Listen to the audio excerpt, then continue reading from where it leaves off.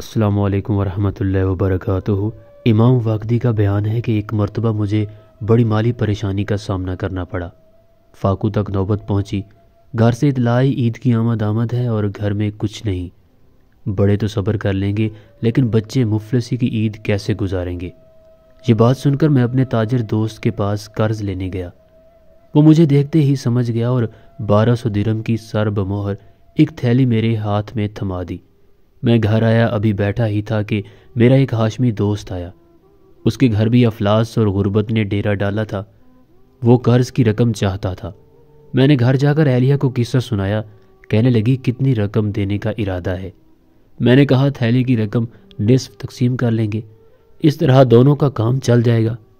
کہنے لگی بڑی عجیب بات ہے، ایک عام آدمی کے پاس گئے، اس نے آپ کو 1200 درہم دیے اور آپ اسے ایک عام آدمی کے عطیہ کا نصف دے رہے ہیں۔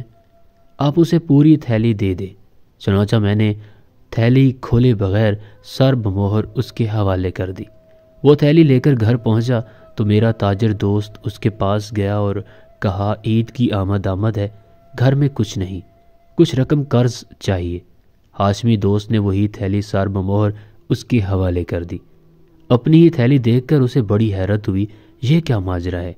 وہ تھیلی ہاشمی دوست کے ہاتھ چھوڑ کر میرے پاس آیا اور میں نے اسے پورا قصہ سنایا۔ در حقیقت تاجر دوست کے پاس بھی اس تھیلی کے علاوہ کچھ نہیں تھا۔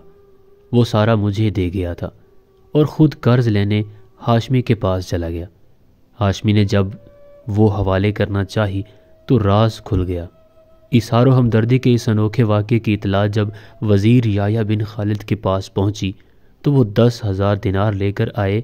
کہنے لگے ان میں سے 2,000 آپ کے اور 2,000 ہاشمی دوست کے اور 2,000 تاجر کے اور 4,000 آپ کی اہلیہ کے ہیں، کیونکہ وہ تو سب میں زیادہ قابل قدر اور لائق اعزاز ہیں۔ یہ تھے وہ لوگ جن میں اسلام کی اخلاقی قدریں آباد تھیں اور جنہیں دیکھ کر غیر مسلم اسلام قبول کرنے پر خود بخود آمادہ ہو جاتے تھے۔